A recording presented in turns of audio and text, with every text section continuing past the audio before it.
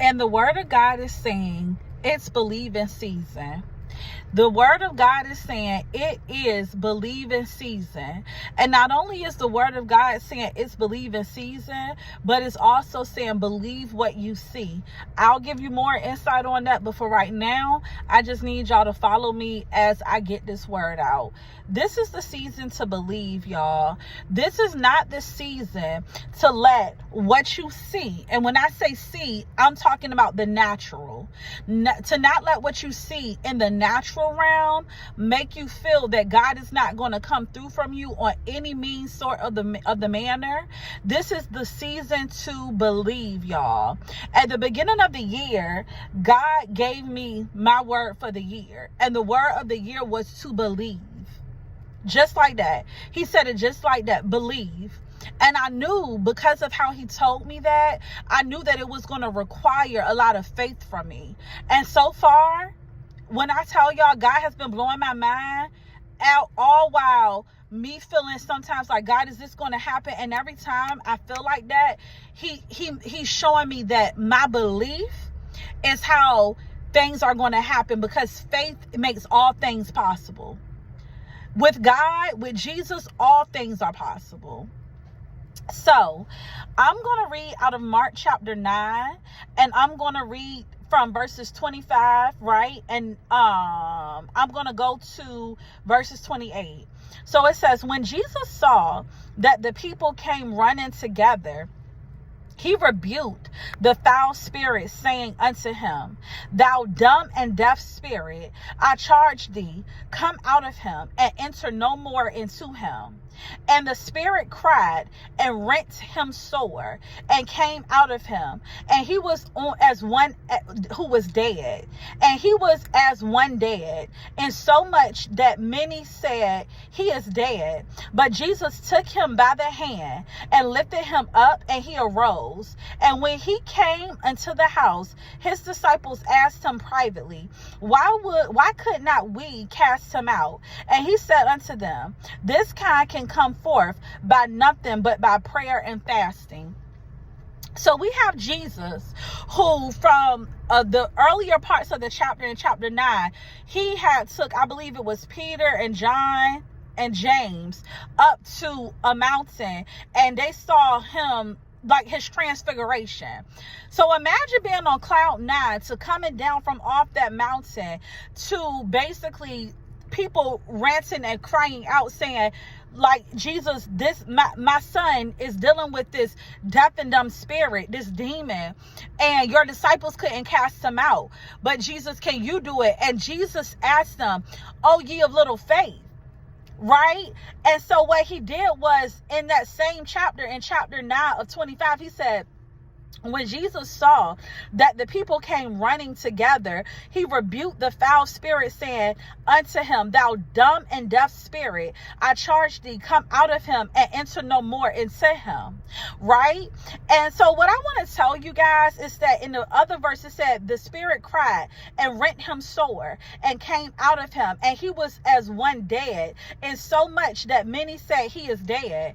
I want to let you guys know that God is dealing with a spiritual thing that's been deep rooted, not only in your life, but in your generation and your bloodline's life, your family life. It's a generational curse. And so what God is taking out of you, you're going to grieve it. At first, it's going to look like you're dead, but you're not dead. Actually, you're more alive. And I want to tell somebody, get ready for your resurrection. Why am I saying this? Because when God revives what has died, you're not going to be the same person. But therefore, it takes a series of you grieving old things. Yes, you're going to grieve it because it hurt. Yes, you're going to grieve it because this has been something that's been attached to you for years. The spirit of abandonment was attached to you for years. The spirit of molestation, you being molested, you being raped as a child has been your story, your victim story. But God said, what are you going to do when you go from victim to victor? God said, what are you going to do when I take those old things in life and I conform it to that which is wise, those foolish things, and I make them wise, and now your victim story becomes your victory story because it's being used as a testament to what I bought you from? What are you going to do when the crowd pronounced you dead, but I said, no, he ain't dead, take my hand. She ain't dead, take my hand. That's what Jesus did in this chapter.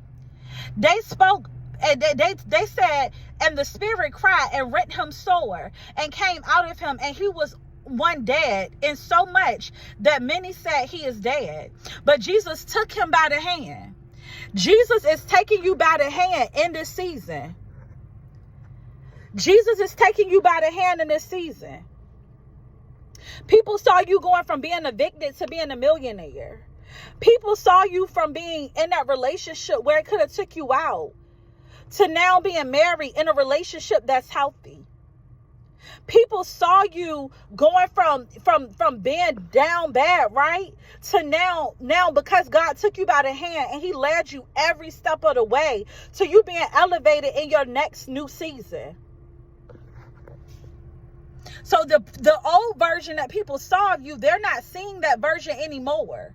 Because what they didn't know was that, yeah, you saw me die, but you didn't see God take me by my hand. Blessed Baroko Yekere. You did not. You saw me dead and you thought I was dead. Because when I went down, when that unclean spirit came out from the inside of me, it looked bad. But what you did not know was that God was doing a new thing and he was taking my hand and guiding me along the way, step by step. So what looked bad was actually for my good. Right? And what I love about this is that it says all things are possible in this verse, right? It's actually in 23. Let me read up. So in Mark chapter 9 and 23, and that's what I meant to read. I don't know how I even passed that, but I was meant to start where I started at.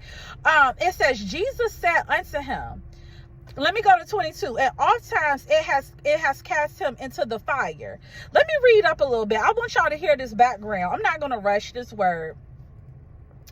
Okay, so basically, he says, he answered him and said, O faithless generation, how long shall I be with you? How long shall I suffer you? Bring him unto me. Talking about the boy, right, who was dealing with that unclean spirit. And they brought him unto him. And when he saw him, straightway the spirit tear him. And he fell on the ground and wallowed foaming, right? And then it said, and he asked his father, how long is it ago since this came unto him? And this is what Jesus asked the father. And he said, of a child. At all times it have cast him into the fire and into the waters to destroy him. But if thou canst do anything, have compassion on us and help us. And Jesus said unto him, if thou canst believe, meaning if thou will only believe, all things are possible to him that believe. So basically, you've been going through something such as this child or this son who had a deaf and a dumb spirit, so much so that this demonic spirit would cast him into the fire. Such as your demonic spirit that God is cleaning you up from, is delivering you from, has cast you into the fire. Your demonic spirit has cast you into a married man's bed, or has cast you into the spirit of lust, or has cast you into substance abuse and drug addiction, or has cast you into unhealthiness, or the spirit of depression, or the spirit of anxiety. So it cast you into the fire. Because you were dealing with the demonic spirit, it literally cast you into the fire. But God is saying, Jesus is saying, all things are possible to those who believe. Everything can happen. You can be clean from that spirit of being in the fire if only you shall believe. And this is what I want to tell y'all about the word believe, right? The word believe means to think, to be, right? To be persuaded, to credit, to place confidence in, to entrust a thing to one. or also to count it as fidelity. So what's the point that I'm making? The point that I'm making is that if all things are possible to those